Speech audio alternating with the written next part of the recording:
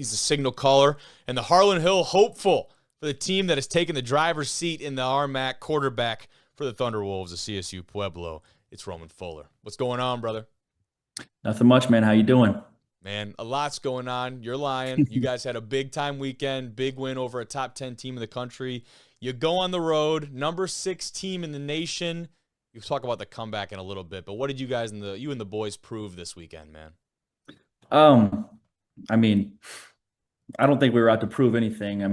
Obviously beating Western like that, it's a great win. It's a great team win, especially coming from behind, but they were just the next opponent. We're every week we're going in thinking about going 1-0, and we came out on top. And it wasn't easy. We didn't make it look easy, but they're a good football team, and yeah, it's a great win. Gritty wins are still football wins, and especially for you guys, 21-0 in the second quarter. You guys are the deficit at the wrong end of that equation. The largest comeback victory in program history for the CSU Pueblo squad. What the hell changed? I mean, not a ton changed. I think that's the biggest part of it is that like we knew even when we were down 21-0 that like it was still going to be a game, and we knew what we could do, what we should be doing. And then we just kind of stuck together. No one freaked out, and we went out and did it. I mean, we only had, I want to say, 6 plays and 8 yards in the first quarter on offense. And that's just not us. And then, we hung on the defense there for a little bit. We counted on them to make plays, and then they kept doing it, kept us in, and we came back, fought from behind, and it was awesome. As a quarterback and someone who, typically – on offense, face it, the play goes through your hands every step of the way. But when you're on the sideline and it's out of your control and that's taken away from you because, maybe you're not able to sustain some drives, that defense is getting out there for a long time. How do you keep those guys in the right headspace? And how do you keep yourself in the right headspace? Because a lot of times the most frustrating thing is when it's totally out of your control, right? And you're sitting there watching from the sidelines, feels like, there's nothing you can do, so to speak. How do you keep yourself and those guys in the right headspace and keep the faith, so to speak, that, you have the ability to come back and pull off a comeback like you did? Uh, you know, Coach Vihel always does a great job, and everybody on our team really does. We have a really mature team, first of all, Yeah. emotionally mature. Like no one really freaked out, nothing like that. And I think we just kept on doing what we could do. When we were on the field, we just took advantage of every play that we had when we were down that big, and then kept chipping away, stayed together. And a big one late in the game, of course, after the offense got rolling, you guys started to find some rhythm, hit a couple of those long balls that I think we've come accustomed to seeing from you, whether it be a couple of those talented guys on the outside. But you get the field goal block late in the fourth.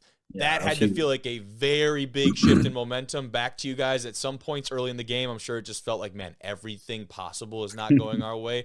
What was the Correct. momentum shift like when one of the guys in the interior got a paw on that thing? It was a great feeling. It felt like, on the sideline, I'm not sure if it felt like this watching it or anything, but it Okay. just felt like that we were going to block it on the sideline, and Okay. we went out there and did. And I think we got the ball with 4 minutes left, and then got to shout out the O line right here. We got the ball 4 minutes left. Pretty much just ran the ball the whole drive. We completed one long pass on 3rd and long to keep the drive going, but milked the clock all the way down to the last second. Kicked a field goal.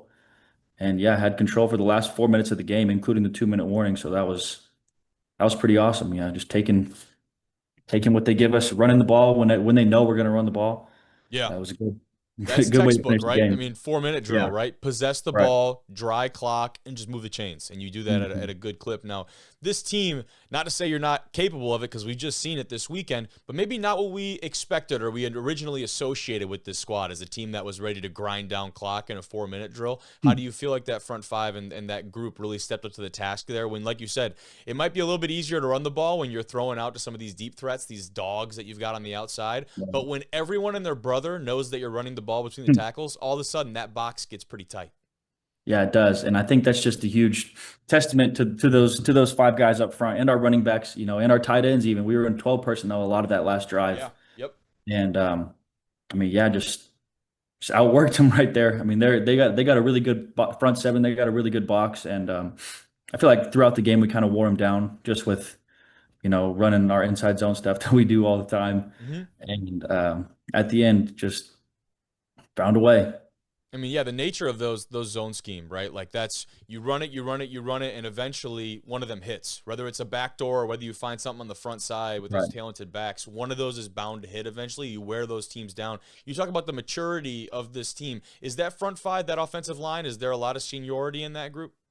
There is. We got two major vets. Our two guards are both 6-year guys, and Man, yeah, that's we got a new. huge. It is. They played a lot of ball. They played a lot of different positions too. Okay. So that's big, just knowing where everybody needs to go. And both of our tackles, one of them's a senior, and one of them, Tyler Etheridge, is a junior, and they're both just beasts, man. They're great, great football players, and makes my life pretty easy. I love that. That is, Yeah. yeah, that's scary. You talk about guys who have played a lot of football, a lot of meaningful football too, whether it be Right. in the RMAC or some postseason type stuff. That's a big deal. And you'll be the last person to say it, but I can say it is that you've got the numbers and the winning ability right now to be a front runner for the Harlan Hill this year. And I'm not gonna, make you come on and talk about yourself because I'm sure that's your least favorite deal. But is that something that crosses your mind? And what would it mean to win an award like that, man? I mean, it would mean a lot to win an award like that, but that's not something that's on my mind, you know. Sure. All I try to think about is just breaking down the defense each week, doing my job, getting the ball to the guys who make me look good, and just doing the usual stuff like that. We had a great win on Saturday, but we were still back in there this morning, breaking down mines, doing what we always do. Yeah. Hmm. 100%. This might not be the same Ordigger team that you're used to year in and year out, but Right. obviously going on the road to Golden, Hmm. that's going to be a tough one any year. Now, talking about that offensive side of the ball, what has Reggie brought to this offense after, nearly not being able to suit up in 2025? And, what you've come to expect from him, but what kind of blessing is it to have him back on this offense? What has he been able to add in this season? I mean, having a guy like Reggie out there is pretty special because if you're going to cover him one on one and try to stop our runs, like it's going to go his way, and he's probably going to catch it. And a lot of teams have just double covered him or tried to double cover him, I should say. It doesn't always Yeah. work. And then they just leave our other guys who are also dogs, our other outside receivers and inside receivers, just one on one themselves. And then I just feel like we got a lot of talent on our offense, and it's hard to stop it all. It is, man. And he wasn't, you talk about Reggie because he is kind of one of the faces that's become to associate with this program, especially after the career year that he had last year. But he Right. wasn't even the quote unquote top guy Saturday. Talk about Marcellus and what he's been able to do to really, I guess, cement himself is the best way of saying it as a certified playmaker on this 11 on offense. Yeah, it's awesome to see a guy like Selly to come out. He's one of my favorite dudes on the team. Always got a smile on his face, Okay. stuff like that. But I mean, he can really fly. And a lot of teams that we've been playing this year have just been playing real far back on him, not letting him run. And then you got a couple opportunities this week to just run by guys, and he sure did that. He sure did that. It was You ever awesome to think see. with a guy like that, like how fun would it be to get just a snap or some type of way to get around the rule book and give him the CFL type motion where he gets a head start Oh running towards the gosh. line of scrimmage? Yeah, I don't think that would be super fair. He can go. Yeah. There's a couple guys like that, and you're like, man, I would just love to see a couple snaps like that. Like, what would a DB even do, right? Like, I don't never know. have I seen don't know that how they before, do and it you in the just get full CFL. speed off the line. Yeah, I don't know how they do it in the CFL. It's crazy. That is wild. But Mhm. kind of alluded to it earlier. You're back on the road at Mines, and then there's no So, break, right? You're taking on a team in Shadron that is a tough team to close out the year. I don't know if that's something a lot of people maybe expected, but that team, top 25 right now, they, of course, get the challenge that is Western this week. What's the mindset moving forward for this CSU Pueblo group, Flo? we knew kind of after our bye week that we had three of our toughest games of the year going into the playoffs, and we're down for the challenge. We're not focused on Shadron just yet, but we took care of Western on the first week, and now we're planning on going up there to Denver, taking care of Mines, and then doing the same thing again, then rolling into the playoffs. Yes, So, sir.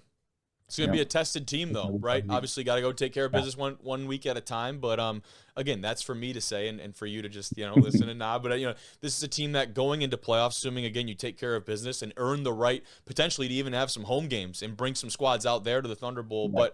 But it's going to be a tested squad, right? A battle tested squad that has endured a lot, and I think that's not something that a lot of teams in the country can say, man. So all I got for you tonight. Really excited to continue following along with you guys. The offense is fun to watch. We knew that, but we've also come to find out that the rest of this team's pretty damn good too. Yes, sir. Yes, sir. Thank you. Awesome. Thank you, Roman. I appreciate you, man. Have a good rest All of your right. night. Yes, sir. You too. Great to meet you.